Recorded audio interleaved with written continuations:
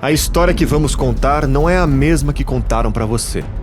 Os indígenas se mostravam interessados nos objetos que os portugueses traziam. Sou cacique dessa tribo, autorizo a própria madeira por objeto. Analisando com os olhos de hoje, a gente vê o quê? Uma sacanagem, né, meu? Não está nas novelas ou programas de TV. O casamento entre o príncipe Dom Pedro e a princesa Leopoldina foi acertado entre as famílias. Esquecida por muitos e importante para todos, a história do nosso país precisa da sua atenção. Por isso lançamos o maior resgate histórico já feito no nosso país. Uma produção original que despertou o interesse de milhões de brasileiros.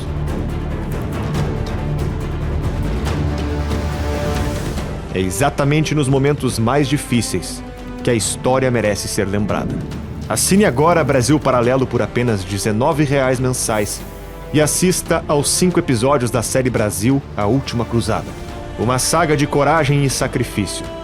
Conheça as grandes personalidades que passaram por essa terra e se emocione com a grandiosidade do legado deixado por nossos antepassados.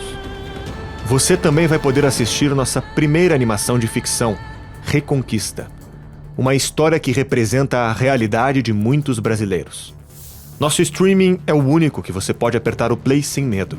Assinando agora, você também recebe acesso à trilogia Entre Lobos, uma investigação inédita sobre a criminalidade no Brasil. Crise dos Três Poderes, produção destinada a responder uma única pergunta: o que está acontecendo com o nosso país? E Guerra do Imaginário, a primeira produção brasileira sobre vida e obra dos escritores C.S. Lewis, Chesterton e Tolkien. São mais de 60 produções originais, filmes selecionados a dedo pela nossa equipe, desenhos infantis, programas, entrevistas, análises para que você possa se aprofundar na história dos grandes clássicos do cinema e muito mais. Tudo disponível para você assistir quando e onde quiser, da sua Smart TV, smartphone ou computador. Aperte agora no botão Saiba Mais e torne-se um membro.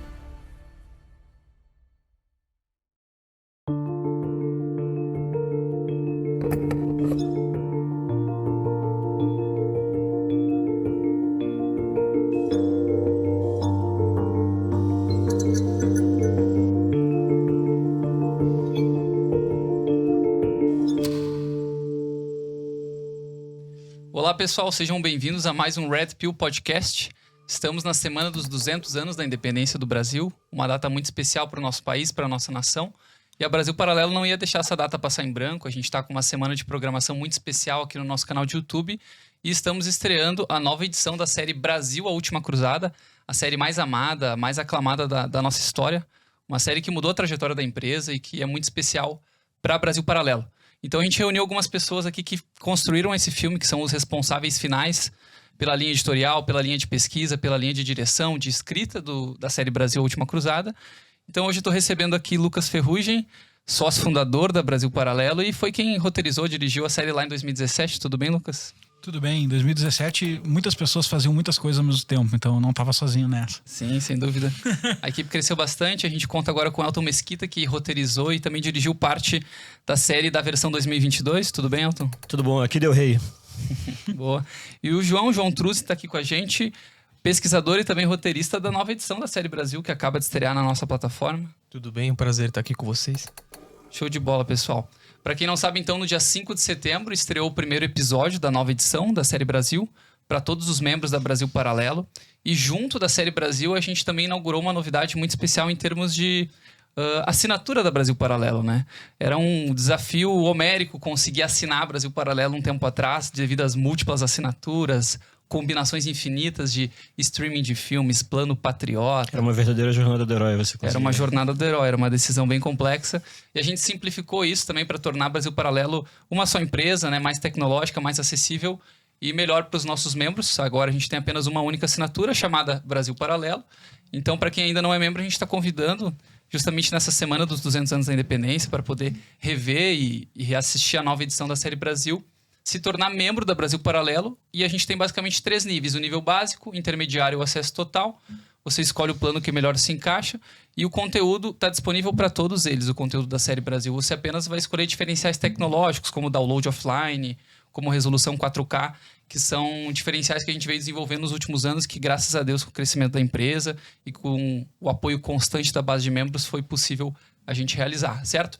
Então, para quem tem interesse, o link está na descrição, para poder assistir a Série Brasil, se tornar membro da BP, ou é só acessar o site ultimacruzada.com.br, que também tem lá todas as informações da nossa Série Brasil e dessa nova assinatura Brasil Paralelo.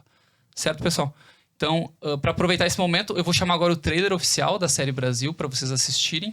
É um vídeo rápido para vocês entenderem um pouco das diferenças que a série recebeu em relação à versão original lá de 2017. E em seguida a gente começa o bate-papo com a equipe de produção aqui. Nós nos esquecemos, no caso brasileiro, que o Brasil foi feito mais de fora para dentro do que de dentro para fora. Os africanismos estão todos embutidos em nós. O Brasil era muito mais importante do que Portugal. Os marinheiros que desciam das expedições portuguesas estavam fazendo história. Por que essa história foi destruída, ridicularizada, caricaturada? Não adianta você querer fingir que o Brasil é uma nação racista. Você está simplesmente enquadrando a história viva numa certa narrativa ideológica. Resultado, a ideologia vai substituindo a realidade. O futuro nada nos dá. O que nos dá alguma coisa é o passado. Merece respeito.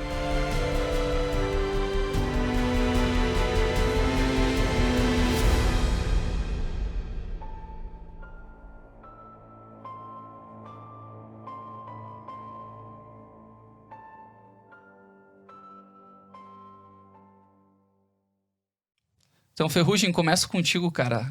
Tu até havia comentado, em 2017 a empresa era bem menor, né? Tu mesmo acho que acumulou 7 pessoas. Tu, Felipe, o pessoal acumulavam funções de direção, escrita, edição, montagem, tudo que dá para fazer ali dentro de um produto audiovisual, digamos assim. Uhum. E felizmente agora em 2022 a gente pôde lançar essa nova edição com uma equipe bem maior. Sim. Inclusive muitas pessoas que trabalharam em 2017 não estão na frente agora do projeto de 2022. A equipe mudou, a equipe cresceu. À frente não tem ninguém que trabalhou. Não tem ninguém, é uma equipe nova mesmo. Exatamente. Show de bola. E pra ti, qual é a principal diferença quando tu viu o produto final em relação àquela joia bruta que vocês pegaram alguns anos atrás em relação a essa nova edição que tá um nível bem acima da anterior em alguns aspectos? Bom, falar que nem o Michel Temer aqui, me permita uma breve explicação. Certo. Em 2017, da onde veio essa série? Nosso primeiro lançamento, a gente não sabia que ia ser documentarista, nem produção de audiovisual e tal. Se chamava Congresso Brasil Paralelo, porque era para ser um congresso online. Um monte de gente ia falar de temas que a gente considerava importante e tal, né? Então, quando vem o primeiro documentário da BP, o nome é Congresso Brasil Paralelo, porque ia ser um congresso online e virou um documentário no caminho. E aí, cada dia da semana ia ser um assunto que a gente julgava importante. Um desses assuntos era a história do Brasil. E aí entrevistamos algumas pessoas para falar da história do Brasil. Thomas Juliano, Rafael Nogueira, enfim, várias pessoas, tá? Luiz Felipe de Lins Bragança, etc. Várias pessoas. E a gente, quando foi descobrindo, eu sempre conto essa história, que a gente foi descobrindo que era insuportável a ideia de veicular 70 entrevistas de segunda a sexta, né? Porque muitas pessoas se repetiam, não era o formato mais dinâmico, assim, a gente queria que chegar num número grande de pessoas e parece que faltava um tempero de emoção, alguma coisa assim. Aí fomos chegando naquele formato de documentário, aquela história que a gente conta sempre. Chegamos no documentário. E o episódio 2 do Congresso Brasil Paralelo chama-se A Terra de Santa Cruz, que era 30 minutinhos sobre a história do Brasil. E aí nós lançamos o Congresso Brasil Paralelo, fizemos 6 mil membros em dezembro de 2016 e criamos um grupo. A gente sempre teve muito carinho pelos nossos membros, nunca chamamos eles de clientes, né? Sempre chamamos de membros, e na época eram membros fundadores. Porque o nosso discurso de venda foi, olha, a gente não sabe bem o que a gente está fazendo aqui, mas se vocês comprarem as palestras na íntegra e ajudarem a Brasil Paralelo a começar, vocês serão uma espécie de fundador da empresa, né? Estarão capitalizando a empresa para crescer. Aí a gente fez um grupo no Facebook, né? O Conselho dos Membros Fundadores, um negócio assim.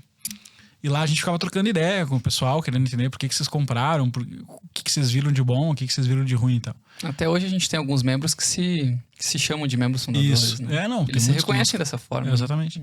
Não, e foram os fundadores mesmo do negócio. Não, se eles não tivessem apostado ali, a empresa não existia. Não tinha quebrado feio, inclusive. E talvez nós estivéssemos até hoje pagando as contas aos juros severos do mercado do capital. E aí a gente fez uma enquete lá. Bom, qual dos episódios você mais gostou? E uma outra enquete que nós fizemos foi qual que você gostaria que fosse o próximo tema para Brasil Paralelo falar. E aí, o próximo tema para Brasil Paralelo falar venceu, o número 1 foi a nova Constituição. Só que a gente não é que descartou, mas como o Congresso Brasil Paralelo terminava com uma conclusão de que a nossa Constituição tinha problemas, tinha um certo viés ali de que o cara ia dizer, agora eu quero saber da Constituição, né? E a gente falava, pô, documentário sobre a Constituição, um negócio meio chatão, né? E a segunda opção era História do Brasil. Os pais fundadores do Brasil. A gente, opa, interessante, né? E o segundo episódio foi muito bem aceito. E aí nós começamos uma série de conversas. Não era muito patriota, óbvio que a gente queria um país melhor. A gente estava naquela geração que eu acho que, como grande parte da minha geração, queria um país melhor, mas não encontrava as pistas desse país melhor no passado. Imaginava que tinha que estar tudo no futuro. Olhava para fora para enxergar esse país, né? Sim. Isso está um pouco refletido no Congresso Brasil Paralelo, porque você vai ver lá, a gente olha vários cases externos e tal. E aí a gente começou a conversar, a gente fez uma conferência com o Rafael Nogueira, e ele botou uma frase que é, cara, por que os americanos têm tanto orgulho dos pais fundadores e nós mal sabemos quem são enquanto massa de pessoas, né? E beleza, aquilo nos sensibilizou e tal. E aí nós fomos num jantar na casa do Luiz Felipe, porque ele tinha participado como entrevistado, e aí ele foi até a madrugada nos contando a história do Brasil, na perspectiva dele. E a gente saiu de lá super entusiasmado e tal. E aí, bom, vamos encarar essa jornada. Só que era uma empresa, eram 3 meses depois daquela empresa que recém tinha começado, com 5, 6 pessoas, entende? Então, as limitações técnicas eram muito altas. O Valerinho, eu lembro do Valerinho em fevereiro ou março, se eu não me engano, de 2017, estudando qual câmera ele ia comprar pra gente fazer as gravações externas da cruzada. E aí a gente foi viajando, tipo, toda a equipe de viagem era eu e ele. Essa já foi aquela famosa viagem de 50 dias? Sim, a famosa viagem de 50 dias, que a gente saiu pra uma semana, depois virou 20, depois 30, depois 50. Uau. E o roteiro inicial não tinha previsto Portugal e Espanha, era só Brasil? Não tinha previsto, era só Brasil. A gente não sabia se ia ter dinheiro pra ir pra Portugal.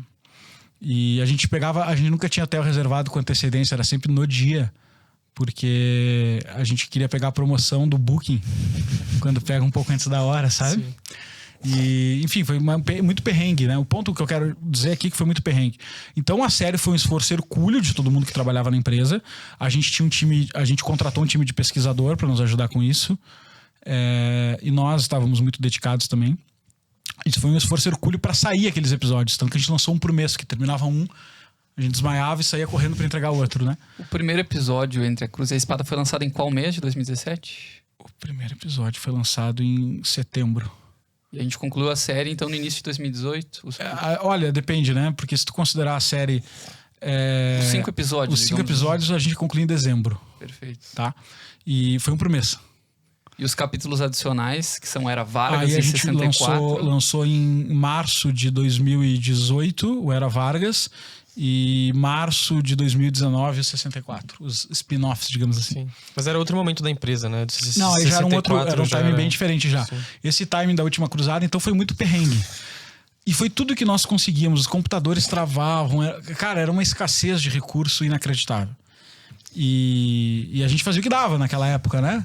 Eu lembro do pessoal fazendo as animações na mão, sabe? Desenhando mesmo, ilustrando do zero. Tudo preto e branco. Ainda na época não tinha recurso de prazo, dinheiro, colorista, fluxo, nada.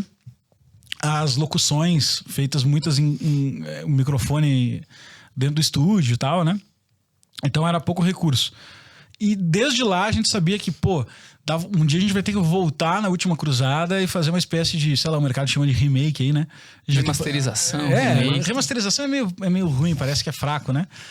E remake ninguém entende, então é difícil mesmo. Eu não sei qual é o termo correto. A gente tá tentando usar o nova edição, porque de fato tem coisas novas, bem relevantes na história, né? Isso. Acho que o pessoal até acertou quando botou um título novo, tipo A Reconquista, tem um negócio, sabe? Até deixa eu te interromper. Essa percepção que o pessoal da BP tinha em 2017, vocês chegaram a ter quando assistiram a série Brasil pela primeira vez? De que era uma série com limitações técnicas, feita em muito perrengue? Porque assim, diante da escassez do mercado audiovisual brasileiro, de séries de história, até séries documentais, cara, minha primeira impressão foi de que era uma série fantástica, assim, de que a qualidade já era muito alta naquela época. Não sei como que foi quando a primeira vez que vocês assistiram. Pra mim parecia fantástico, honestamente. Você já estava na faculdade de história nessa época? Como é que foi? É uma história, é outra história. Essa é outra. Não, agora então a perspectiva do usuário. Conta ela pra gente. A série lançou em 2017, eu tinha acabado de sair do ensino médio. Tava ainda descobrindo o que eu ia fazer da minha vida. Não que eu já tenha achado até agora. Mas tava descobrindo ainda o que eu ia fazer da minha vida. E eu lembro claramente de ter assistido a série, os 5 episódios. E realmente, na época, não parecia amador. Parecia profissional, parecia algo muito descolado de qualquer coisa amadora. Parecia realmente uma produção com bastante orçamento. Apesar de A gente sabia que tava ficando legal, pra ser bem honesto. Mas a gente também sabia todas as trapaças por trás do negócio, sabe? Sim.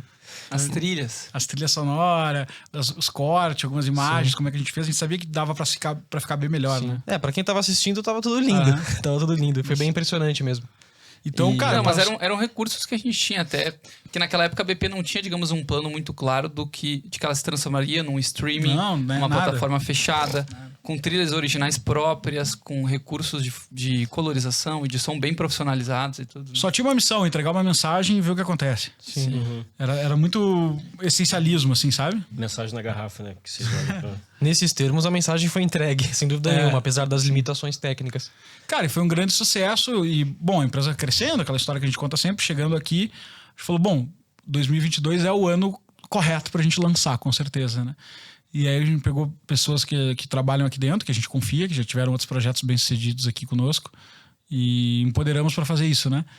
E foi legal porque, de certa forma, foi uma escolha polêmica, mas importante, de, olha, não pode ser a gente fazendo, primeiro que a empresa está em outro momento, no sentido de outras responsabilidades e tal, e ao mesmo tempo tinha um processo, vou falar um troço meio muito atrelado à esquerda, mas real aqui pra gente, como enxergava, um processo meio antropofágico, no sentido de pegar pessoas que assistiram isso como usuários, gostaram e agora estão aqui dentro, conhecendo o fluxo de produção, melhorem isso sem sermos nós mesmos, assim, transbordar a própria visão que a gente tinha do produto, sabe? Para tentar ter uma coisa diferente e mais inovadora, porque talvez fosse só... A nossa visão fez exatamente aquele filme.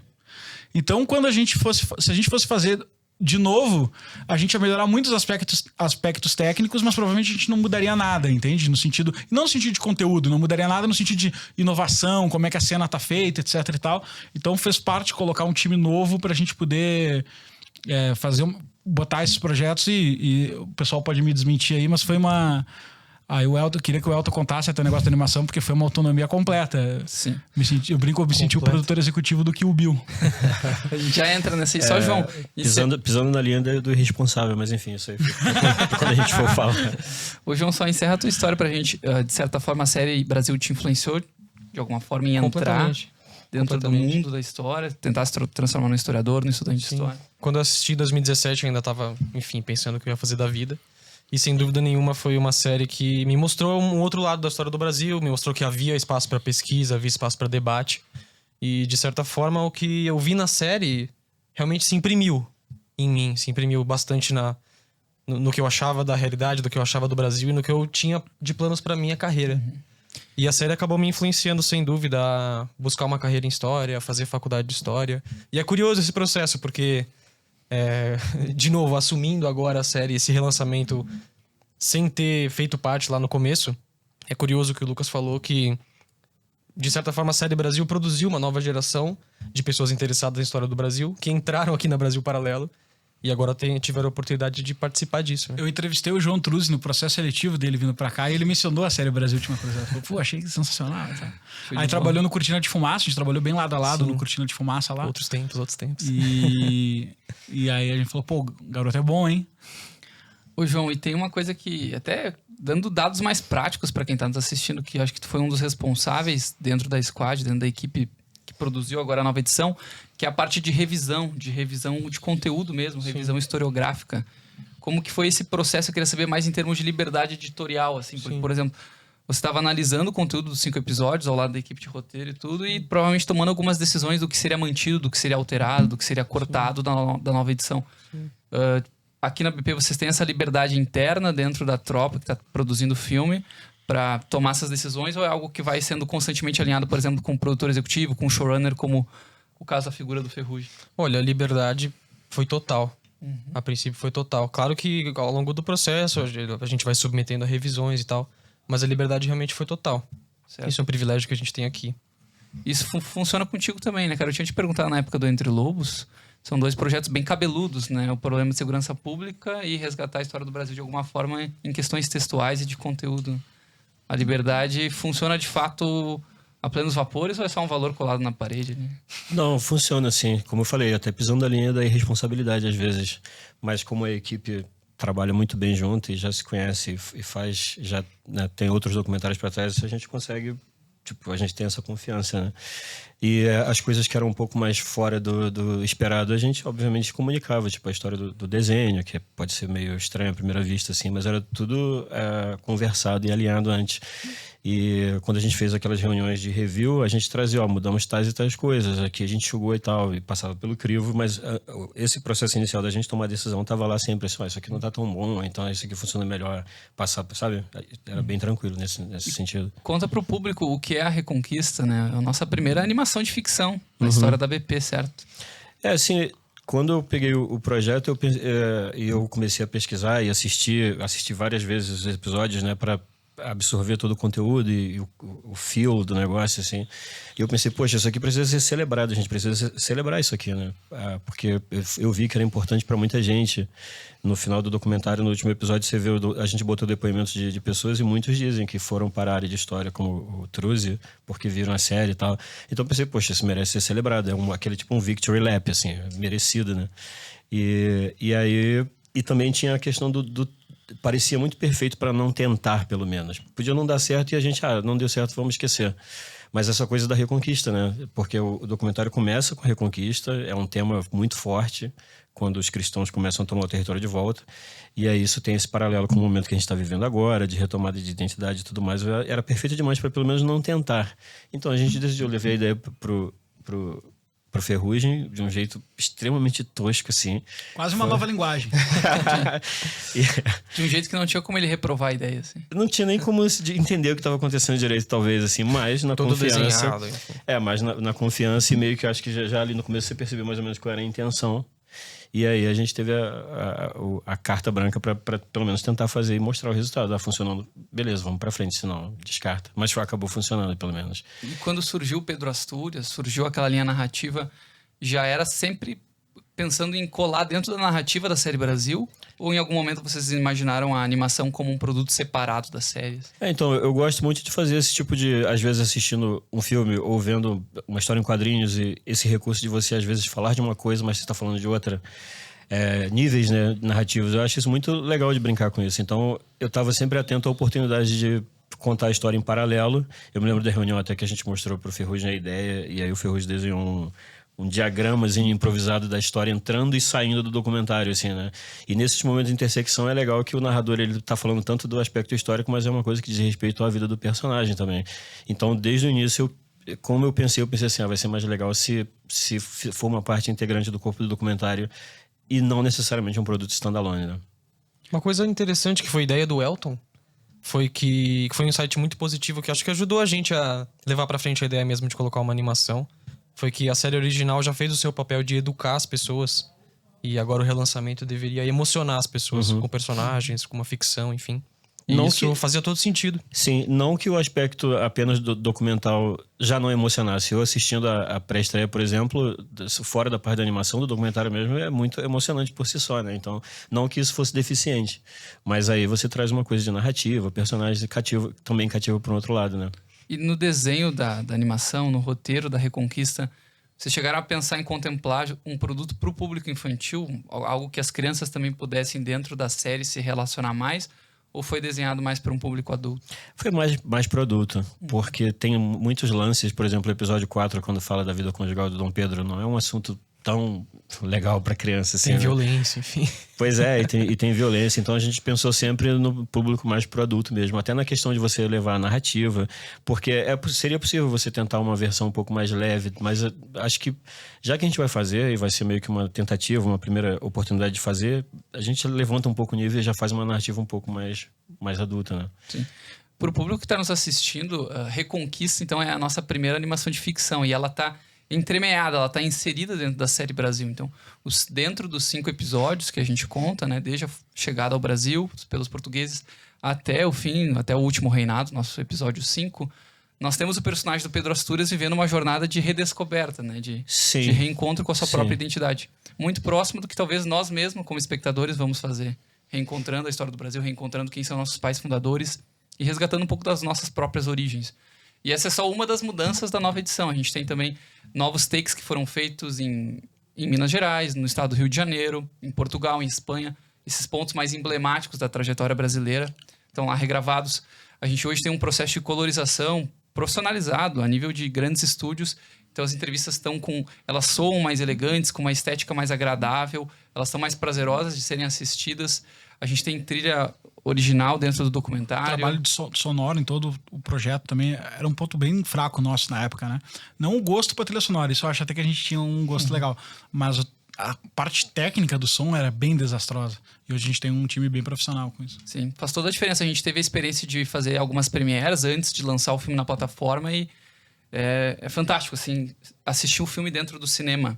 A gente se sente, de fato, fazendo algo pelo qual até a empresa nem ambicionava no começo, né? Mas a gente sente que a gente está fazendo um produto audiovisual, de fato, sério, profissional. Então essas são algumas das mudanças também. Tem todo um trabalho de animação, de ilustração, que envolveu quantos, Elton? Sei lá, uns 30, 40 profissionais em todo o Brasil. 30 para 40, é. E é um número que ficava flutuando, porque às vezes alguns tinham que sair, e aí a gente tinha que correr atrás para trazer gente nova, né? Então, mas foi muita gente. A gente acabou descobrindo toda uma comunidade de artistas, na verdade, que acompanha a gente. Sim. Que estavam meio por baixo do radar. Mas quando a gente foi atrás de gente para ilustrar, muita gente apareceu e encarou como uma oportunidade de vida, quase, né? Sim. Foi muito legal também ver isso. As pessoas compraram muito a ideia de estar participando disso e de ser um projeto de resgate de memória e tal. A relação profissional, mas tinha... a gente tem vários depoimentos, assim, de pessoas já estão me sentindo muito honrada de participar e tal. Muito legal, muito legal. Sim. Então essas são algumas das diferenças, né? Mesmo que você já tenha assistido a série, reassistir é uma experiência fantástica. E no momento como a gente está vivendo, celebrando os 200 anos da independência do Brasil, que é quase também um recomeço para o nosso país, uma oportunidade nova para a nação que a gente vive, é um momento legal de resgatar essa história. Mesmo que se você já é membro, aproveita esse momento para assistir ao lado da família, ao lado dos amigos. A gente tem lá o aplicativo de TV, aplicativo de celular. Hoje em dia está mais fácil consumir a Brasil Paralelo, então... E se você ainda não é membro, tem o link aqui na descrição, pode acessar direto o site do filme também, que é ultimacruzada.com.br. Usar o QR Code que está no canto da tela. Então, hoje tá bem fácil acessar Brasil Paralelo. A gente também simplificou as assinaturas. É um belo momento para se tornar membro da BP. Lucas, uma questão que eu queria te perguntar. Reconquista, de certa forma, não é só uma forma de conectar mais emocionalmente as pessoas na série, mas também é uma decisão arriscada em termos editoriais. Assim, é uma coisa que a gente coloca lá dentro sabendo que parte do público pode rejeitar. Assim, como é que foi a tua primeira reação vendo aquele resultado final no cinema? Assim? Cara, foi bem louco. Porque esse paradigma da autonomia, né? Qual que eu penso que é o nosso papel aí quando a gente dá autonomia para os times, tá? Porque quando é trabalho criativo, se você atropelar sempre, você tá partindo do pressuposto que tudo que é bom vem de uma única cabeça, né?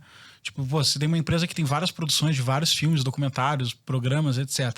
Se tudo que você não gostar, não é que tiver errado ou alguma coisa assim, que você não gostar, você atropelar, meio que vai limitar muito a empresa, né? Porque vai dizer assim, não, as ideias vêm de mim, né? E tudo que eu não consegui ter de ideia, que eu não gostar como público, não pode acontecer e tal. Então esse é o princípio da autonomia artística que tem que ter numa empresa e tal. Assim, que a gente entende que tem que ter numa empresa, né? E isso é desafiador, cara, em vários aspectos, tá? Porque quando chamaram e mostraram assim, pô, a gente vai fazer isso aqui, o Elton fez uns desenhos boneco de palito, eles mesmos dublaram, sabe? E eu assisti pensando assim, muito preocupado. Muito preocupado. Até o final. E eu falei a frase até pra vocês, né? Falei, cara, eu não sei se isso aqui é muito horrível ou se é bom, entendeu? Mas é alguma coisa entre esses dois mundos. Aí eu falei, cara, marquem uma reunião com o Valerinho e façam a mesma apresentação que vocês me fizeram. Só pra eu não ter que encarar sozinho essa bronca. Aí eles marcaram com o Felipe, apresentaram a mesma coisa. E aí a gente, cara... Só qual o problema, né? O problema é que era tudo muito embrionário. Tipo, desenho de palito, voz deles. Era extremamente desafiador ficar pronto no prazo. E custava uma banana de dinheiro. E a gente só ia ver como é que ficou no final. A animação é um troço meio complexo, entendeu? Porque, cara, até contratar os dubladores, até eles fazerem as vozes, até fazer a animação não vem com som, né? Não é uma filmagem... Assim, filmagem também não vem muito com som. Mas... Não tem som nenhum, né? Tem que fazer todo o som do zero, os efeitos sonoros. Se o cara pega um celular e larga em cima da mesa, tem que sonorizar isso. E o custo mais alto vem de onde? Vem do... Cara, vem de tudo, né? Vem de desenhar, animar, ilustrar, colorir. É caríssimo esse processo. É uma banana de dinheiro, tá? Só que é uma linguagem que vale a pena a gente desenvolver. Né? Então existia também uma perspectiva empresarial de curva de aprendizado, no sentido de, a gente vai começar uma linguagem ficcional, vai começar uma linguagem de animação, vai criar conexões com artistas, vai desenvolver o time fazendo isso também, né? Então tem um livro da Pixar lá, que o dono da Pixar escreveu, sobre os princípios da Pixar e tudo mais, né? Criatividade, esse é o nome. E aí tem uma parte que ele fala, né? Olha, você tem que alimentar a fera e proteger o bebê. Alimentar a fera você tem que fazer as coisas que a empresa precisa fazer para rodar, faturar bem. Proteger o bebê existem algumas iniciativas criativas de inovação que vai acontecer dentro dessa empresa que você precisa dar uma protegida para que elas possam tentar ser alguma coisa.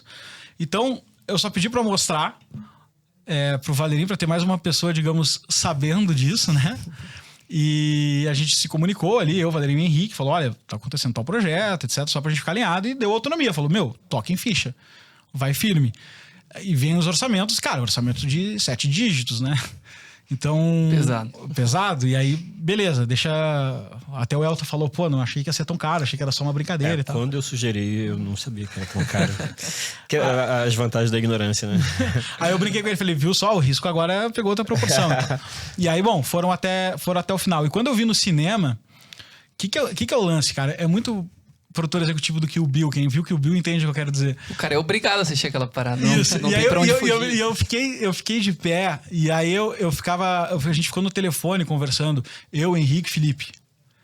Trocando ideia. O que a gente achava? Eu me lembro de pedir só uma coisa pra vocês. Falei, cara, bota de um jeito que se a gente quiser arrancar tudo no final, seja possível.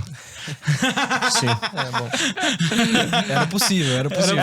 Inclusive, o jeito que foi costurado foi justamente pra isso. Se tirar, ninguém vai notar que tinha alguma coisa ali. E aí a gente ficava se telefonando, cara, mantém, não mantém, o que a gente acha, etc e tal.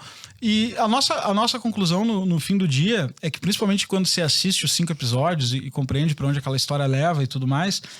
É que é uma inovação importante, né? Mesmo que tenha essa linguagem para adulto, ela também expande o público. Querendo ou não, ela dialoga com o público adolescente, principalmente, acho que mais do que infantil até. Jovem, enfim. Jovem e tal. E não é só... Esse trabalho de animação não aconteceu só para a Reconquista, né? Que é um troço que, quando tu olha o resultado final, me impressionou muito. Aconteceu ao longo de todo o filme, entende? Porque tudo tá refeito. Então você tem milhões de momentos ali que ilustrações muito bonitas estão acontecendo, que antigamente eram fotos asquerosas, sabe? De quadros, de coisa que não eram bonitos. Se preservaram os quadros bonitos, retratou, reconstruiu, fez paralaxe, que chama um monte de coisa. E também se adicionou várias animações para cobrir, por exemplo, no episódio 1, a parte do Felipe Belo, lá que a gente viu no cinema, que antes era um desenho preto e branco, assim, sem muita expressividade. Era o recurso que tinha, era bem legal, mas era o recurso que tinha. Agora não, agora é um trabalho bem mais complexo. E o time teve que gerir. O aprendizado se confirmou, porque o time teve que gerir, assim, uma galera, gente desistindo do projeto, porque não vai dar para entregar e tal. E eu lembro de uma reunião que a gente fez, sei lá, 4 semanas antes de lançar, 3 semanas antes de lançar. E eu fiz uma pergunta, quantas faltam, hein? E aí o Vini, o produtor, me disse, faltam umas 250. Faltando uma semana. Faltando algumas semanas. Eu falei, falta bastante, né? Ele, não, mas vai dar tudo certo. Hoje, uma coisa que eu queria saber, cara. Do ponto de vista histórico, a série, ela vai desde a formação da fé islâmica até ali início do século XX no Brasil. período da escravidão, a gente fala da fundação dos Templários, a gente fala sobre as grandes navegações, sobre a Revolução Francesa, enfim. Muitos são os temas. O que é o que mais toca o teu coração, assim? Qual é o episódio ou o conjunto de cenas da série que tu acha mais especial, assim, que mais fez diferença na tua vida? Eu acho que a Independência do Brasil. O episódio 4? Brasil, sem dúvida, o episódio 4. Não à toa a efeméride, a Independência do Brasil é maravilhosa. Até porque é na Independência do Brasil que a gente conhece uma dezena de personagens históricos que a gente muitas vezes não se depara nunca em nenhum outro momento da vida. Lógico, os mais óbvios, Dom Pedro, enfim. Mas até o próprio papel da Leopoldina, José Bonifácio, toda aquela elite brasileira que fez a independência. É impressionante mesmo, uma riqueza de personagens. São pessoas que, por exemplo, os Estados Unidos comemoram seus heróis nacionais. Se houvesse um José Bonifácio nos Estados Unidos, ele seria celebrado. Mas aqui no Brasil ele tem uma estátua do José Bonifácio lá no Bryant Park. Sim, os Estados Unidos comemoram o nosso herói. Tem uma estátua em Nova York, do ladinho do Central Park lá. E é uma figura conhecida fora do Brasil. Sim. E não só pelas figuras, é um episódio emblemático da nossa história, né? E diz muito sobre o momento atual. Se a gente quer entender o Brasil de hoje, se a gente está insatisfeito com o Brasil de hoje, acho que entender a gênese do Brasil, as origens do Brasil, é óbvio e muito importante. E Elton, tu veio de um projeto que teve um impacto grande aqui na nossa empresa, né? Que foi o Entre Lobos. Ele, na época do lançamento, foi a nossa estreia de melhor audiência na plataforma, no aplicativo. Foi um filme também que muitas pessoas se interessaram em assinar Brasil Paralelo para assistir e que fala possivelmente do maior problema social atualmente do Brasil, né? Que é o problema da segurança pública, da crise de criminalidade que a gente vive, né? Como é que dá para traçar um paralelo entre o Entre Lobos e a Última Cruzada? Tem algum vínculo que tu percebe em termos de trajetória do nosso país ao revisitar a história do Brasil? Ou parece que a gente se perdeu no meio do caminho e difícil de rastrear onde que a gente se perdeu? Certamente, assim, são facetas do mesmo problema no final, né? Essa questão da falta de memória e tudo mais te deixa presa mais fácil para várias coisas. Tem aquela frase dos aventureiros que iam lançar mão do Brasil e tomou o Brasil de quem de direito e tal. Tipo, é mais ou menos o que a gente vê hoje em dia, né? E isso passa por você não saber quem você é e que você tem direito àquilo. Aquilo é seu, né?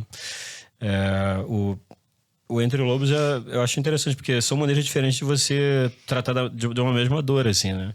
A pessoa que perdeu a memória se vê agora acossada de todos os lados de umas ameaças que ela não sabe exatamente, né, a origem ou como que ela pode fazer para se proteger.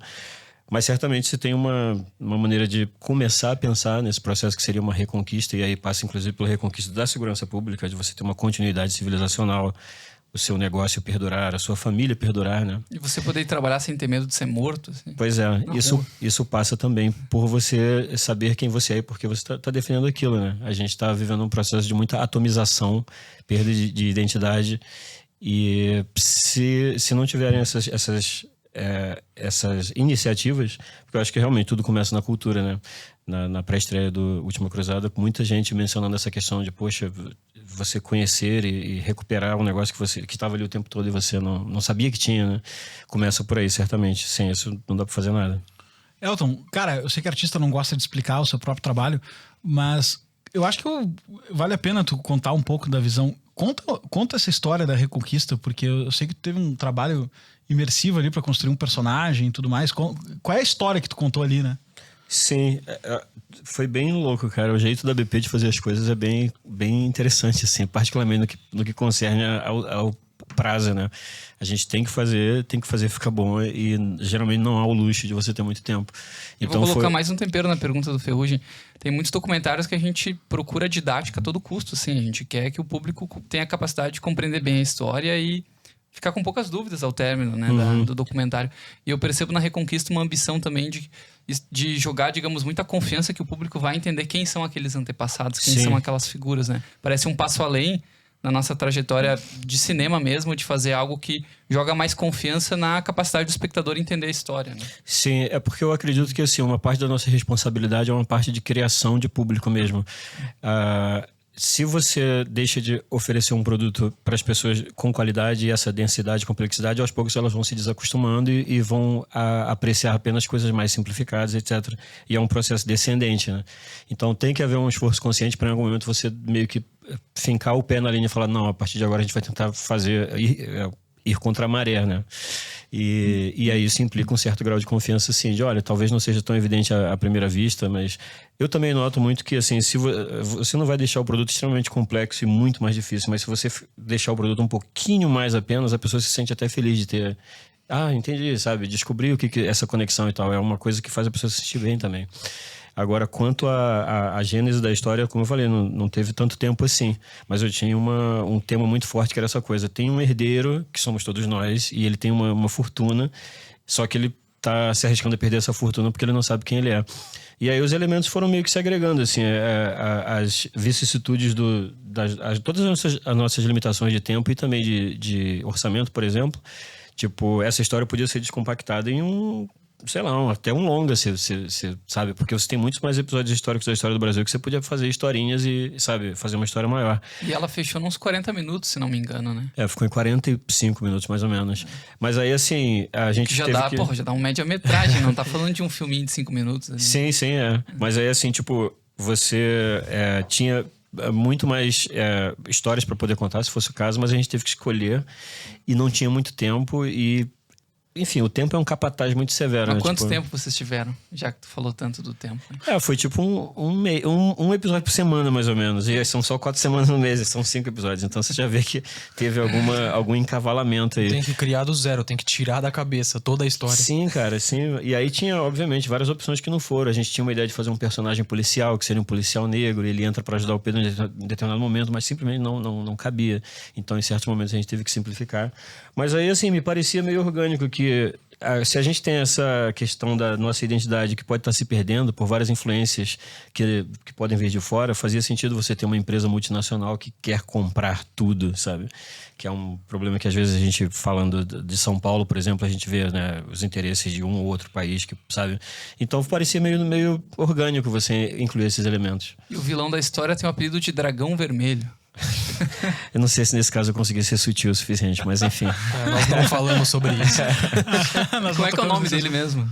Jack Zhao. Jack Zhao, entendi. É um bilionário chinês, assim. É uma mistura de Jack Ma, do Alibaba, e um Zhao aí, só pra... Eu tentei disfarçar, mas acho que todo mundo sabe Ele é um bilionário. Ele é um bilionário, né?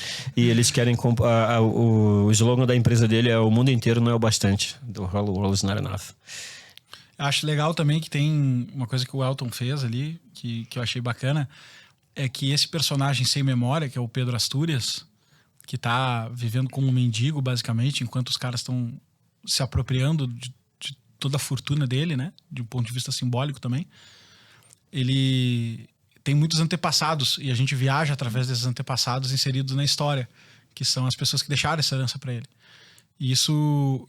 Aí que tá o desafio da autonomia, porque ao mesmo tempo que o projeto é muito arriscado, eu gostava bastante da premissa. A premissa de que tem um personagem hoje que vive como um mendigo, enquanto outras tem pessoas... um garimpeiro, sabe? E é herdeiro de uma riqueza. Enquanto é herdeiro de uma riqueza imensurável, porque essa foi mais ou menos o nosso sentimento descobrindo a história do Brasil, e eu acho que pelos relatos da série, que o Elton até fala que foi um grande input ali para ele pensar isso, é o relato mais frequente quando as pessoas assistem, né? Cara, olha só, não fazia nenhuma ideia de que o Brasil não era uma terra de vira-latas, alguma coisa do tipo, né? Então, esse personagem tá se reencontrando com essa herança através de uma jornada dramática, no sentido de vários conflitos com a verdade, né? Era uma premissa boa. Ô, Ferrugem, uma coisa que eu tenho que te perguntar, meu. É uma premissa que o Bill. Era uma premissa que o Bill o suficiente. O Valerim contou esses tempos pra gente que a entrevista do Thomas Juliano durou 13 horas. Porra, sim. E durante a viagem que vocês estavam fazendo, aquela viagem de pesquisa lá em 2017, ele acompanhou parte da viagem, acho que um período ali parcial, daqueles 50 dias, e ele prometeu pra vocês que a entrevista ia ser longa e que vocês tinham que se preparar. Ele anunciou que era 13 horas. Ele falou que ia durar 13 horas. Isso, eu não acreditava. Não é que eu acreditava, mas eu achava que tratava-se de uma hipérbole. E ele ficava nos ameaçando, falarei por 13 horas. E como é que funcionou isso? A câmera ligada, vocês comendo assim, e ele o Brasil falando. Paralelo me deu muitas experiências estranhas na minha vida, mas essa foi uma das mais. Porque ele foi o último a ser entrevistado, porque ele participou... Ele, o Nogueira e o Luiz foram os últimos a ser entrevistados. São as entrevistas principais. Porque eles participaram como idealizadores do negócio também, né? Então... E eles tinham pontos de vista... Os três tinham a ideia de resgatar a história do Brasil, mas eles tinham pontos de vista, eu não digo conflitantes, mas complementares. Assim. Isso, que a gente gostava de ter eles como idealizadores porque eles vinham por portas diferentes, né? E E foram uma das últimas entrevistas. Ele chegou lá no escritório, na Luciana de Abreu, em Porto Alegre, no escritório pequenininho que nós tínhamos, umas 3, 4 da tarde, sei lá. E a gente, sei lá, calça de abrigo, camiseta, sabe? Ele chegou daquele jeito, pilhado. Preparação, chegou pilhado. E eu sentei na cadeira pra entrevistar ele. Cara, e foi uma experiência muito louca. Porque a gente começou umas 5 da tarde e eu lembro de ser umas 2 da manhã. E eu tava olhando no olho dele, porque eu tô sentado na frente do entrevistado, né? E eu já tava ficando meio louco, sabe? Porque depois de... Confia em mim, depois de 6, 7 horas olhando no olho de alguém... Parece que vocês estão se agredindo, acho que é um instinto réptil, sei lá, sabe? Parece que vocês estão se agredindo no subtexto da coisa, sabe? E aí eu me lembro de pedir pra revezar. Eu falei, cara, alguém... Eu não tava conseguindo mais prestar atenção e eu tava nessa loucura de... E ele não parou pra jantar, pra tomar uma... Parou pra jantar, ele comeu pizza e a gente voltou e ele gravou até as 4 da manhã que ele ia ter que viajar. No outro dia ele voltou. No outro dia não, tipo, 3, 4 dias depois ele voltou e aí o Zingano tocou a segunda parte da entrevista com ele. Foi muito intenso. E a gente tinha uma piada que era quando nós contratávamos alguém, a gente pedia pra decupar a entrevista do Thomas Juliano. Teste de resistência. E não era uma piada que não era muito piada, não. A gente fez isso várias vezes. E o Ed decupou a entrevista do Thomas Juliano, o Renan também. Estão aqui até hoje. Estão aqui até hoje. Eu sou aluno do Thomas em alguns cursos dele e realmente ele é bem empolgado. Algumas aulas vão até 2. A do Rafael também durou. A do Rafael durou...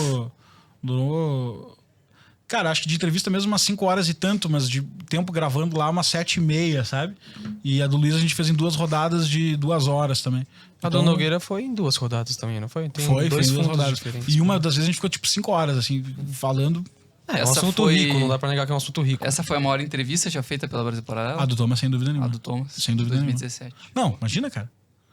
13 horas. E se fosse chutar, João, assim, qual percentual que a gente aproveitou dela agora na nova edição? Bastante coisa? Ela é um fio condutor, assim, um fio narrativo, tá presente nos 5 episódios? Ele é a entrevista principal. É a entrevista principal. A gente geralmente, nos nossos documentários, a gente procura ter um consultor, digamos assim, uma entrevista mais mestra, pra gente ir acoplando o resto do conteúdo nessa linha única de um entrevistado principal, né? E o Thomas, sem dúvida nenhuma, é esse entrevistado principal. Eles dão essas balizas aí, eu vejo que cada um tem um ponto forte em uma área, né? Por exemplo, no episódio da Independência, o Rafael entra muito firme, né? Porque ele gosta muito dessa coisa dos pais fundadores, Bonifácio, uma especialidade tem uma dele, relação né? bem íntima com o Bonifácio.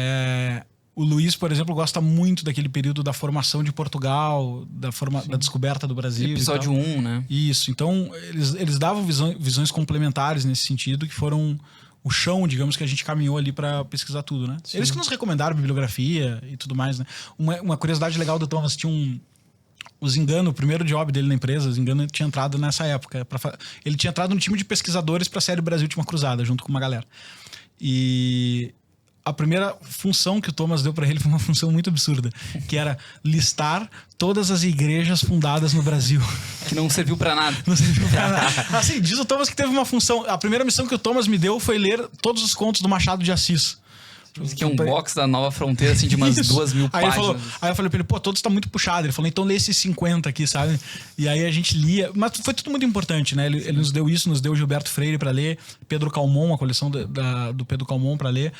Foi um momento de muita intensidade, cara. A gente ficava no escritório até 4 da manhã. E era um clima bem diferente, sabe? Era uma coisa bem louca, assim, uma coisa meio think tank. Tipo, 4 da manhã, a galera sentada numa mesa e tal, lendo vários livros de sebo e compilando informações e se dando aula um pro outro pra ver se a gente tinha entendido as coisas, sabe? Era um momento bem especial. O Thomas, ele é um apaixonado por história, né? Ele tenta passar isso pros alunos dele, tenta passar isso pra gente. Thomas fala que ele prefere conhecer o interior do Acre que ir a Paris. Ficou polêmico, ele teve que responder isso, né? Teve que dar satisfações dessa afirmação no Instagram depois. Só uma questão para quem tá nos acompanhando, o Henrique Zingano, citado pelo Ferrugem, é o apresentador do Investigação Paralela. Hoje entrou como pesquisador, já roteirizou, dirigiu alguns filmes aqui da empresa. Idealizador do Investigação Paralela, idealizador do 1964, trabalhou conosco no Pátria Educadora, lado a lado, enfim, vários cases de sucesso. Uma peça importante na nossa trajetória. Queria entrar um pouco na questão das polêmicas, das críticas que a série recebeu, né? Porque ela, ao mesmo tempo que ela potencializou nosso crescimento, ela permitiu que mais pessoas conhecessem a Brasil Paralelo, o João pudesse conhecer a BP, eu também conheci por meio da série Brasil. Ela foi uma vitrine e um alvo de críticas, digamos assim, né? E muito se deve, Ferrugem, acho que sim, ela se popularizou de fato ali quando houve uma decisão da TV Escola de passar parte do conteúdo da Série Brasil dentro da sua programação de conteúdo, né? Que é um canal estatal, vinculado ao Ministério da Educação e tudo mais. Cara, pode contar um pouco dos bastidores dessa história aí? Essa história vai dar um corte aí, pô. Tomara que as pessoas não... Não assistam. Não vão assistir, mas assim, tomara que eu não ofenda ninguém com isso que eu vou falar. Cara, qual é a história da TV Escola? Não deveria existir TV Escola. Existe uma repercussão de que a série foi polêmica, tá? Mas se tu olhar bem em quem assistiu, ela não foi tão polêmica. Ela normalmente é polêmica para um grupo de pesquisador muito atrelado a uma corrente marxista. Eu não tô nem dizendo assim, os acadêmicos. Não é isso. São um grupo de pesquisadores. Pode ver, se for no Wikipedia lá, tem essas críticas e tal. Tanto que a gente recebeu uma crítica, que eu lembro na época de ser muito boa. A gente recebeu outras ao longo da história que eram boas, né? Mas uma eu lembro de receber que era muito boa, que era uma reflexão sobre uma coisa que a gente colocava de arqueologia no começo, que o crânio de Luzia foi encontrado no Brasil e tal. E isso não estava errado, mas um crítico entrou com outras visões arqueológicas sobre isso. Eu lembro da gente aceitar super bem, convidar o cara pra live e tal, porque a crítica é fundamental, né? Faz parte do processo historiográfico. Da mesma forma que essa é a nossa principal resposta. Deixa eu dar um passo atrás. Essa é a nossa principal resposta, porque normalmente os caras falam assim, vai contra o consenso historiográfico. Calma aí, amigo. O Thomas força muito, inclusive, isso, né? Há amplo debate historiográfico. E o que a gente fez, que às vezes alguns acadêmicos criticam de revisionismo, é engraçado, porque a nossa bibliografia ela é uma bibliografia anti-revisionista, antes do revisionismo. O que eu quero dizer com isso? A historiografia mais marxista, digamos, e quando eu falo Marx, eu nem estou falando só no sentido revolucionário, substituir heróis, mas uma historiografia feita com base na visão de ciclos de produção, aquela coisa, ciclo do café, ciclo do ouro. Materialismo histórico. Materialismo histórico, sabe? Por isso o marxista. Ela é um revisionismo de uma historiografia anterior. Então existia uma historiografia sobre a história do Brasil, que foi revisada por uma corrente materialista histórica, e culminou em outras interpretações que emplacaram. E o que a gente fez, na verdade, foi só resgatar uma outra historiografia que não estava tendo um espaço amplo no debate contemporâneo. Então, quando critica de revisionismo, é uma coisa curiosa. Porque, na verdade, ela é anti-revisionista, se a gente for bem a critério, né? E ela foi muito bem aceita. A questão da TV Escola foi o seguinte, com o sucesso da série, a série fez muito sucesso, muita visualização, foi a maior série sobre a história do Brasil, disparado, etc. Bateu mais de 15 milhões de visualizações. Na época era bem menos, mas era tipo 6, 7, assim, sabe? Uhum. E somando os episódios, né? Então, cara, a TV Escola entrou em contato. E aí a gente voltou pro escritório e falou, cara, a gente não tem nenhum envolvimento com o Estado, não vende nada, não quer dinheiro público e tal. E ninguém assiste essa merda. TV Escola não era pra existir. Levava milhões pra fazer 0 views. A gente falou, cara, vamos deixar passar, porque qualquer um pode passar. Eles achavam que tinha que pedir autorização, mas na verdade a gente incentivava, tava no YouTube de graça, e a gente incentivava que os professores passassem, que as pessoas passassem. E aí eu pedi para fazer só um termo esclarecendo que a gente não estava ganhando nada e que eles estavam reproduzindo da mesma forma que qualquer um poderia reproduzir. E o termo foi feito na época? Foi. Não, temos aí até hoje guardado um jurídico, só para esclarecer que não tinha nenhum tipo de troca de favor e tal. E aí uma parte da crítica midiática é que a gente usou a TV Escola para ganhar popularidade. Cara, se 10 pessoas assistiram essa série na TV Escola, seria surpreendente para mim, tá? Porque a TV Escola, eu não sei. Acho que a experiência do YouTube é melhor que da TV Escola. Quem tá me assistindo aí, quem é que liga na TV Escola? Pô, hoje, sabe o que eu vou assistir hoje? TV Escola. 1% do público que assistiu a série teve assistido. Por engano. Cara, o número não é hiperbólico. Se 10 pessoas assistiram a série na TV Escola, eu ficaria muito surpreendido, tá? Não é hiperbólico da minha parte. E aí, cara, os caras tentaram polemizar isso como uma relação governamental e tal, mas de fato não há. A gente permitiu professores passar a série, a gente permitiu um monte de gente passar a série. E a gente incentiva, inclusive, que isso aconteça, né? Era para promover debate e tudo mais. Então, a mensagem importante de deixar para mim é: dependendo do veículo de mídia que combate, pode parecer que existe um rechaço à série, mas se você for ver a proporção de likes, dislikes, os comentários qualitativos, o volume de views, a quantidade de professores acadêmicos que assistem, participam como entrevistados, etc., é uma aceitação muito grande. Sim. E a gente gosta da crítica quando ela não é por quando ela não é estúpida, do tipo, isso aí é anti-historiográfico. Não, só um pouquinho. Quer fazer crítica, faz. Me diz o fato que a gente comentou ali e me diz, olha, isso aqui não bate porque tal coisa, entendeu? Mas agora simplesmente dizer, não, porque isso aí é uma narrativa obscurantista, é isso, é aquilo. E às vezes críticas mentirosas que a gente recebeu, calúnia. Do tipo, vocês negaram a escravidão. Não assistiu, não é possível. Não assistiu. Esse é até o tema que eu queria entrar. Pergunta para os roteiristas aí da série, da nova edição de 2022. Como é que vocês enxergam a questão da escravidão na série Brasil? Ela teve o seu tempo devido. Susto. Achei que ia ser só. Como é que você enxerga a questão da escravidão? Não, é loucura. A gente tratou de forma devida, acho que tá bem diluída nos episódios. Tem alguma parte assim que se destaca em relação à pesquisa historiográfica que vale muito a pena assistir? Como que a gente tratou esse tema? Olha, a escravidão está principalmente contemplada no episódio 2, que a gente fala de Brasil colonial, e o episódio 5, que a gente fala de abolição. Uhum. E a escravidão, na minha concepção, ela tá bem retratada no documentário. Não tá romantizada nem nada do tipo. Tem uma frase lá que é a escravidão pode ser vista como o calcanhar de Aquiles da história brasileira. É o episódio mais triste, na minha avaliação. E acho que em ampla pesquisa é considerado o episódio mais... Com certeza. Negativo da história, né? Isso não é para o nosso papel, vamos resgatar heróis, não é romantizar a história, botar de lado fatos que não nos interessam. Não, claro que não, ele lidar com a história como ela é, e aí, a partir disso, vem uma história bonita. Tu só precisa resgatar os fatos e não fazer propaganda, nem para um lado nem para o outro, né? Nessa discussão eu gosto de posicionar a historiografia que a gente faz aqui, né? História são os acontecimentos, as coisas que aconteceram, mas historiografia são aqueles que escrevem a história. E quem escreve a história são pessoas. E via de regra essas pessoas vêm em levas, vêm em movimentos. O Brasil tem um movimento historiográfico clássico, a partir do IHGB, pouco antes do início do segundo reinado, que vai até a proclamação, enfim, a proclamação da República com Varhagen, Capistrano de Abreu. Depois entra um novo movimento, que é o movimento positivista, preocupado um pouco com redesenhar os símbolos, etc, etc. Vai mais ou menos até a década de 60. Que também não é um movimento perdido. Você tem Gilberto Freire, por exemplo, nesse movimento. Não era um positivista, mas está inserido nesse novo movimento, nesse novo contexto. Uma fonte muito importante para a série, inclusive. Sim. E a partir de 1960 a gente tem, sim, como terceiro movimento historiográfico do Brasil, os marxistas, ligados muito à Universidade de São Paulo. Uma pesquisa acadêmica séria também, com Caio Prado Júnior, enfim. E a partir, mais ou menos, da década de 80, a gente tem um quarto movimento, que é o que é Brasil Paralelo se insere. Que é um movimento ali que questiona um pouco as teses do movimento anterior, que procura resgatar um pouco as teses clássicas. A partir da década de 80? Isso, a partir dos anos 80, mais ou menos. E, inclusive, a gente tem entrevistados no documentário que fazem parte dessa nova leva. Por exemplo, Antônio Paim tá no documentário. O Jorge Caldeira tá no documentário. E essa nova leva, ela tenta se posicionar no meio desses movimentos. E a Brasil Paralelo se insere nisso, resgatando um pouco da historiografia clássica, mas colocando também novos estudos. O episódio 2, por exemplo, que a gente tem uma repaginada na parte dos indígenas.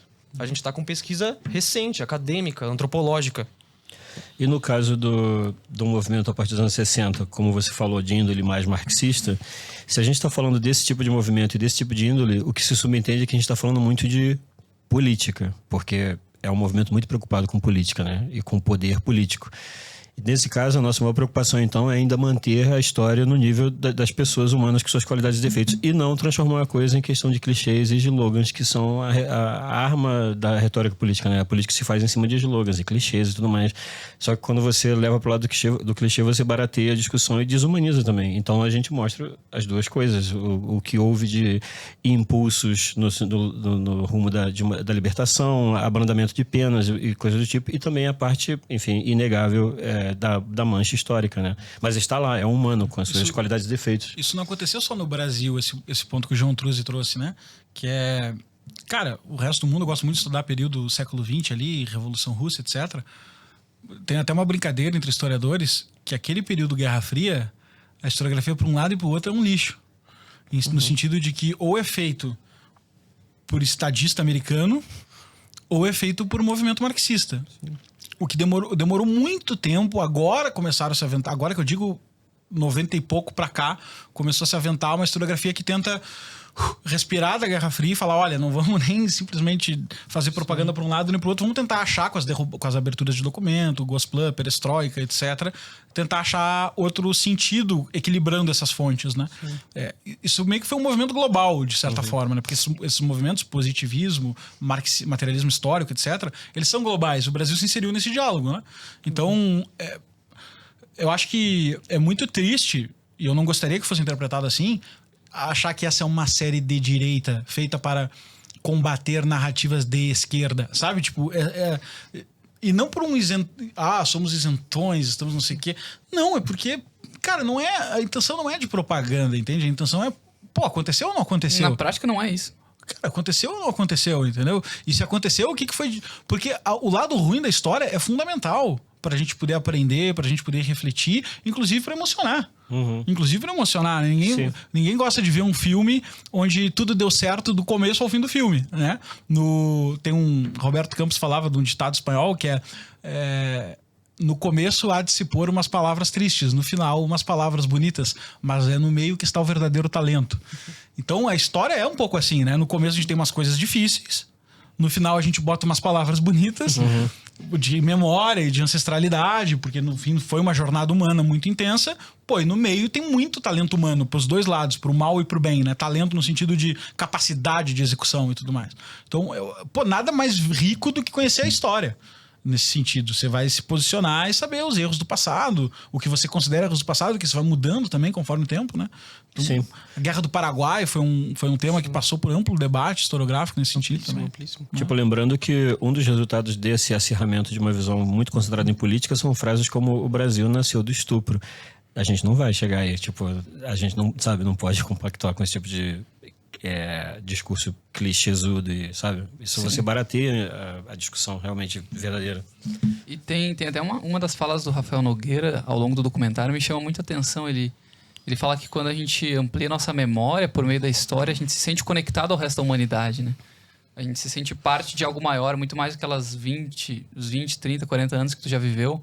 Se sente parte de algo maior, então a série Brasil Última Cruzada tem um pouco esse efeito de conectar o brasileiro com algo que vai além dessa realidade, às vezes um pouco triste, que algumas pessoas enfrentam, de, trabalhar a semana toda feito um louco e ganhar uma remuneração meio pífia e sair todo dia de casa com receio de ser assaltado, com receio de ser morto, indo para casa e tudo.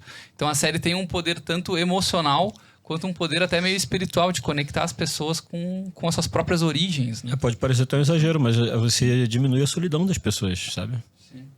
E parece pouca coisa. E até uma coisa falando para quem está nos assistindo, procurem outros produtos sobre a independência do Brasil, sobre a nossa própria história. Vocês vão perceber que justamente nessa semana que a gente está, dos 200 anos do Brasil, pouquíssimas são as obras audiovisuais ou revistas, artigos, programações de TV aberta que fazem uma revisão, um trabalho historiográfico tão completo quanto da nossa série, e os poucos que fazem muitas vezes são com uma abordagem dessa escola dos anos 60, uma abordagem mais negativa, mais pessimista, que busca criticar ou rever algo da nossa história para trazer algum caráter negativo sobre a ação de determinado governante ou de determinado imperador. Eu acho que a série Brasil tem também esse poder de tentar olhar com um olhar neutro sobre a nossa história, sem necessariamente querer encontrar problemas na trajetória de Pedro, de Leopoldina, de Isabel.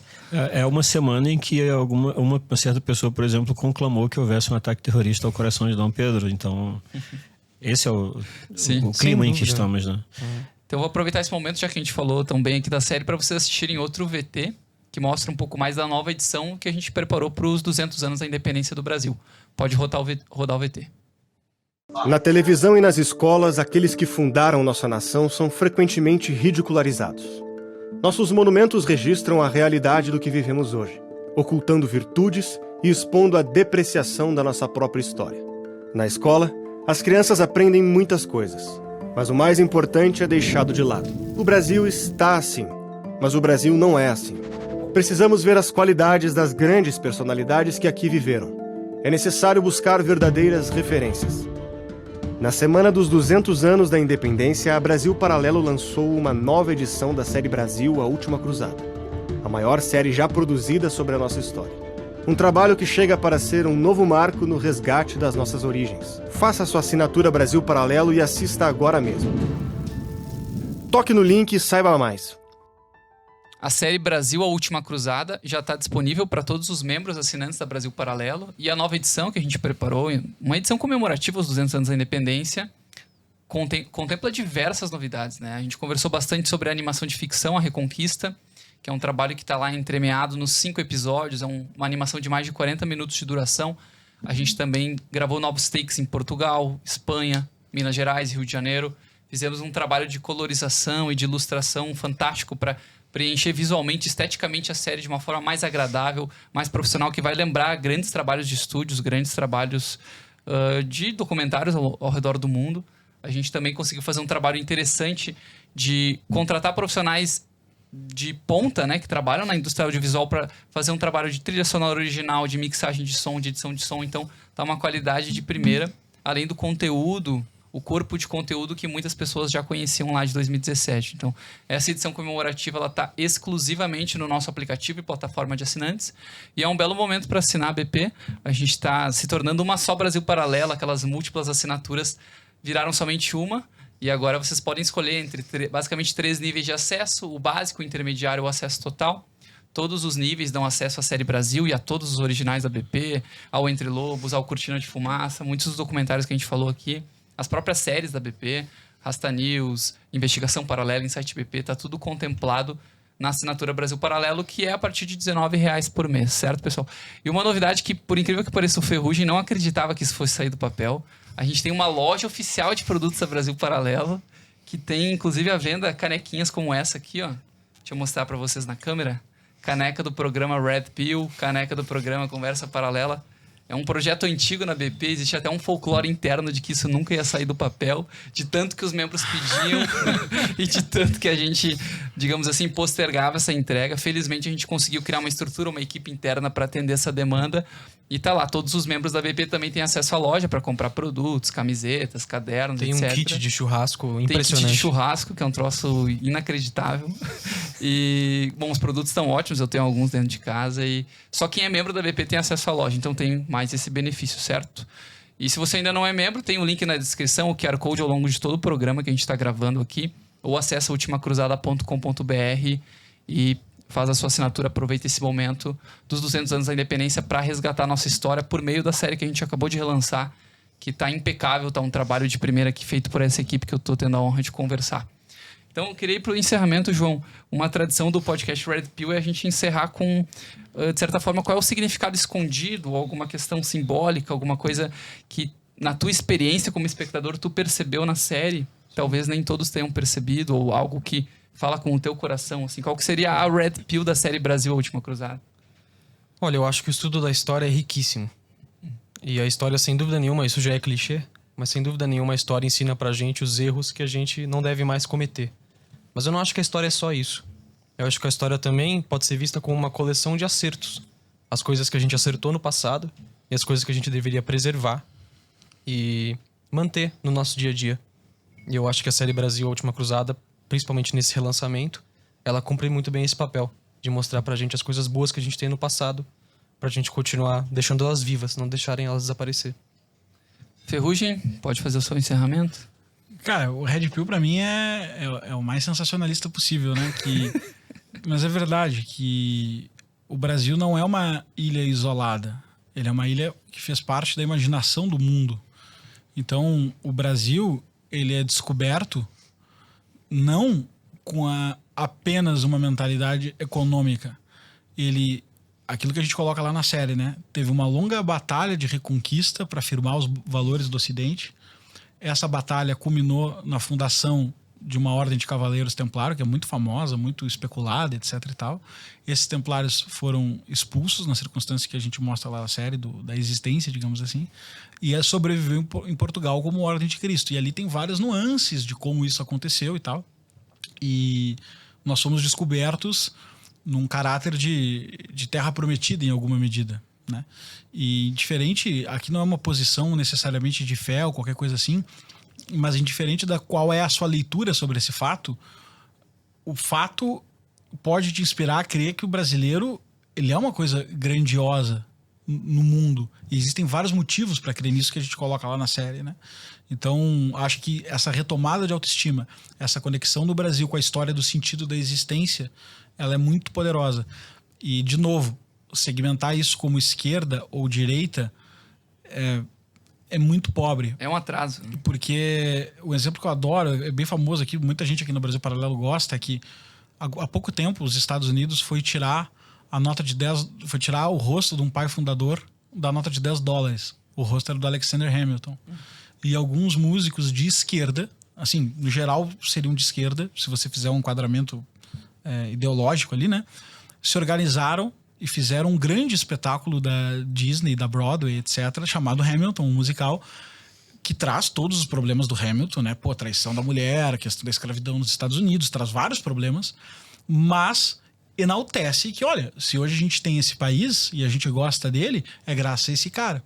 O sucesso do musical foi tão grande nessa retomada de valor de um dos pais fundadores deles, que não conseguiram tirar o Hamilton da nota de $10, porque os livros se tornaram muito vendidos, o musical se tornou muito famoso, etc e tal, que é, na minha opinião, menos importante que estar na nota de $10 é o efeito simbólico de que, pô, não dá para remover o cara porque ele é importante demais para as pessoas.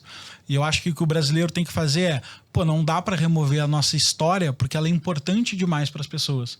E aí, se a gente preservar essa história, e a série tem o intuito de contribuir com isso, acho que a gente vai ser um cidadão melhor, mais preparado. Belíssimo exemplo. Elton? Pra mim, o que fica muito é a sensação de que a gente meio que só roçou ali a ponta do iceberg. Cada história mostra a possibilidade de investigação ainda sobre muitos outros episódios muito ricos. Então, assim, fica muito até uma certa aflição de... Queremos spin-offs da série Brasil. Assim, uma certa aflição de, poxa, a gente tem que contar essas outras histórias que são também muito ricas e trazer mais esses nomes. Tem toda uma constelação desses nomes aí pra a gente tirar a poeirinha de cima e mostrar, né? Tem muita coisa pra fazer. Musical sobre a Leopoldina. Cara, com certeza a gente vai voltar milhares de vezes a esse tema. A Brasil Paralelo tá linkada a isso. Acho que essa série não é só uma edição comemorativa, um remake, um remaster. Acho que é um novo produto. A minha sensação assistindo é essa. De falar assim, pô, outra coisa, sabe? E eu acho que quem não é membro deve se tornar para assistir. E quem já é uma excelente oportunidade de resgatar esse sentimento. Quem não conhece, conhecer. E quem já viu a outra, resgatar esse sentimento com todo esse fôlego novo, criativo que a gente colocou lá, que pra mim tá sensacional. Vale muito a pena, assim. E isso é bem genuíno aqui dentro da empresa. Acho que quem deve estar nos assistindo deve ter alguma ideia do quanto a gente, para entregar um filme, assiste, reassiste ele, vê cena a cena. Tem todo esse trabalho cuidadoso, né, de entregar o melhor produto possível. Uhum. E eu percebi pessoas da própria equipe de produção que foram à pré-estreia emocionados com aquele filme, vendo ele como um produto final, como uma série pronta, né? Então imagina a gente que já conhecia a série original, que trabalhou, né, internamente na construção, na costura daqueles episódios, na costura da animação de ficção, na reconquista, enxergar o produto final e mesmo assim se sentir emocionado. Isso é... assim, a gente muitas vezes pega uma música que a gente gosta e escuta ela diversas vezes, né? Repetidas, dezenas e dezenas de vezes. O cinema também tem isso. Cada nova sessão, uma oportunidade de se reconectar com aquela história, com aqueles personagens. E na série Brasil, a gente não tá falando de uma historinha de mentira, a gente tá falando da nossa própria história, né? Uhum. Acho que isso é o que fica pra mim principal de Red Pill. E um comentário curioso é que é uma série de história que dá vontade de chorar, assim. É impressionante, cara. A gente não tá falando daquela aula de história sobre Getúlio Vargas com aquela professora velhinha que cheira naftalina. A gente tá falando de uma série poderosa, assim, com um trabalho de texto, de entrevistas e de arte como um todo belíssimo, assim. É algo realmente emocionante que quem tirar um tempinho para assistir nessa semana dos 200 anos da independência, tenho certeza que vai se sentir cativado, vai se sentir emocionado. Certo, pessoal? Obrigado pela participação, então.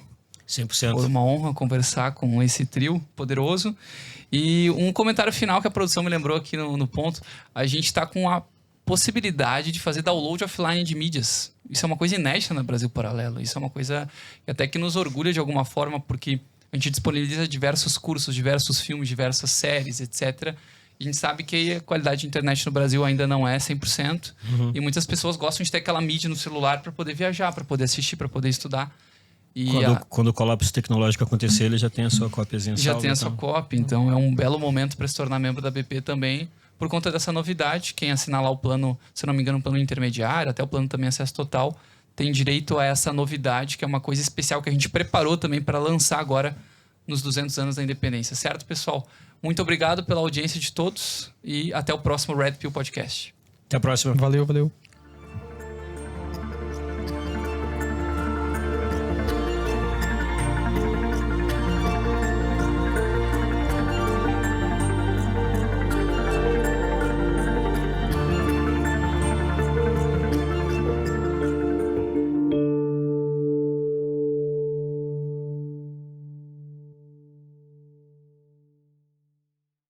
A história que vamos contar não é a mesma que contaram para você.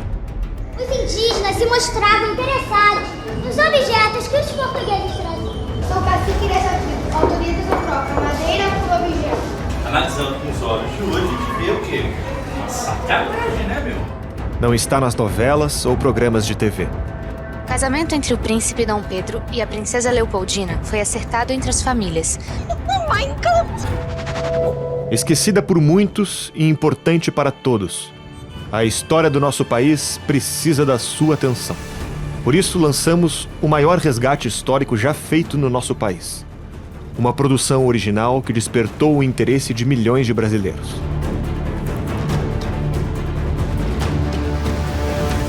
É exatamente nos momentos mais difíceis que a história merece ser lembrada. Assine agora Brasil Paralelo por apenas R$19 mensais e assista aos 5 episódios da série Brasil, A Última Cruzada. Uma saga de coragem e sacrifício. Conheça as grandes personalidades que passaram por essa terra e se emocione com a grandiosidade do legado deixado por nossos antepassados. Você também vai poder assistir nossa primeira animação de ficção, Reconquista. Uma história que representa a realidade de muitos brasileiros.